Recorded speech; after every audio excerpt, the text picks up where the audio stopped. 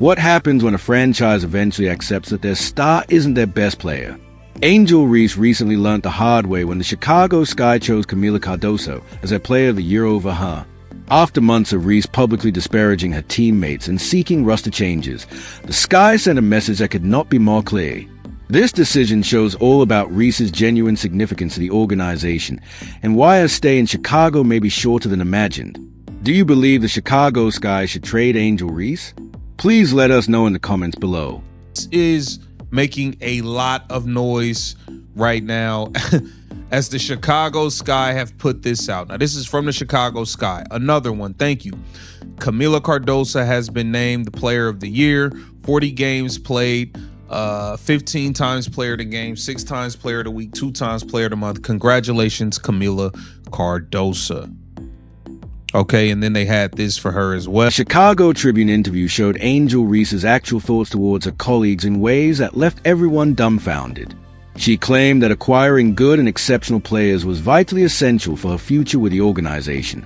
Reese told reporters straight up that she was not going to settle for the same thing we accomplished this year and want a thorough roster change. She made it plain that the team cannot be satisfied with what we have this year and positioned herself as someone who can help bring top talent to Chicago. These were not subtle hints or diplomatic recommendations. Reese publicly challenged the caliber of her current colleagues. Her statements communicated to every athlete in the locker room that she thought they were inadequate. The older women, who had been grinding in the Wnba for years, were abruptly called out by a second-year player who believed she deserved better. Let's see what Angel Reese had to say. I'm not settling for the same shit we did this year. Oh boy. Reese told the Tribune, we have to get good players. We have to get great players. That's a non-negotiable for me. I'm willing and wanting to play with the best. And however I can help to get the best here, that's what I'm going to do this offseason. So it's going to be very, very important this offseason to make sure we attract the best of the best because we can't settle for what we have this year. Overhaul this roster. The timing made matters worse. Courtney Vanderloot was still recovering from an ACL tear when Reese questioned her age and dependability in the same comments. Here's a veteran who had given everything to the league, and Reese dismissed her as part of the issue. Vanderloot responded instantly, adding, "My age is not a factor. I'm coming back. I'm going to come back stronger than before because that's what I've done to put myself in a position to compete at this age." Ray's demands were not primarily about team progress.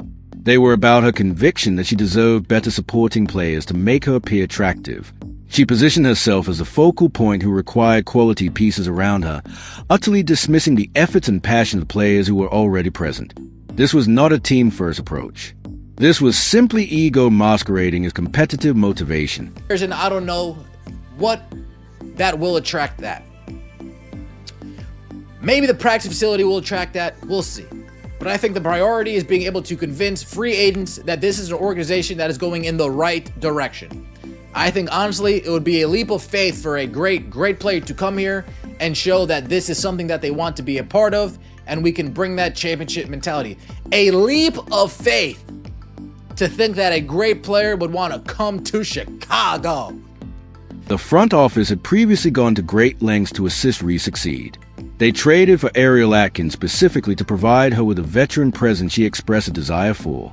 They traded up draft picks and made personnel changes with Reese's growth in mind.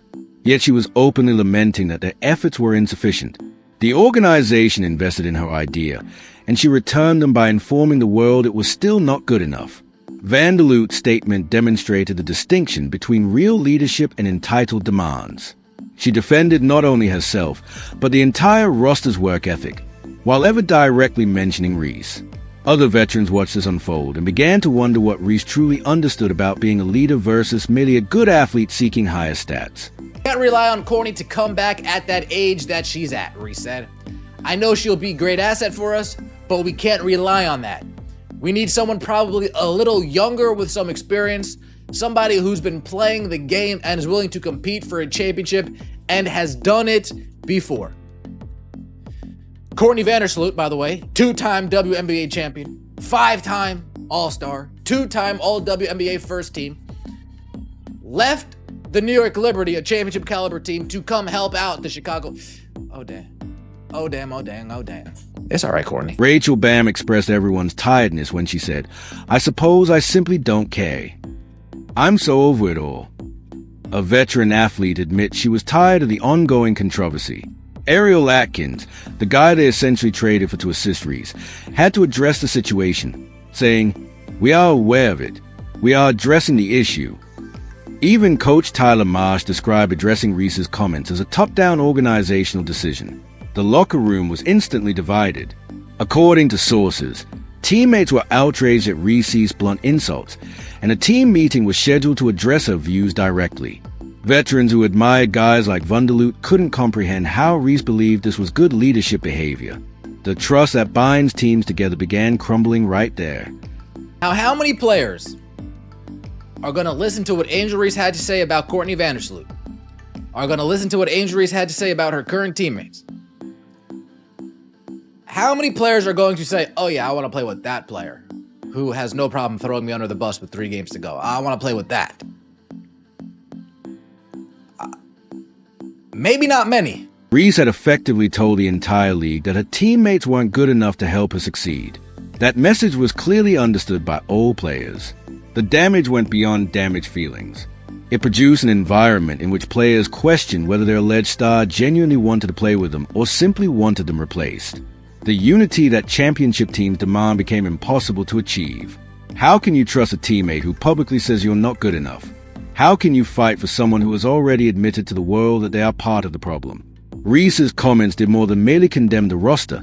They poisoned the well for the entire season. We know Angel Reese wants nothing, absolutely nothing to do with the Chicago Sky.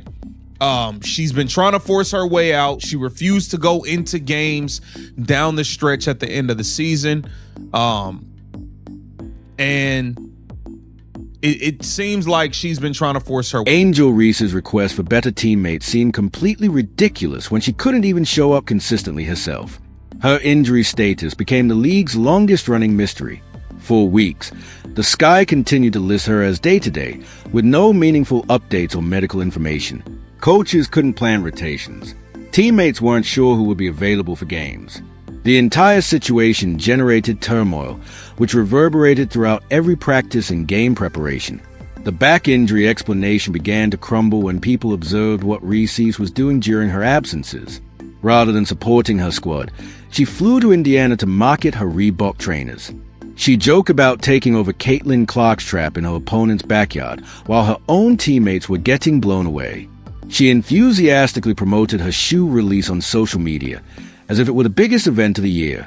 Fans began referring to her as a vanishing Barbie because she disappeared anytime accountability was required.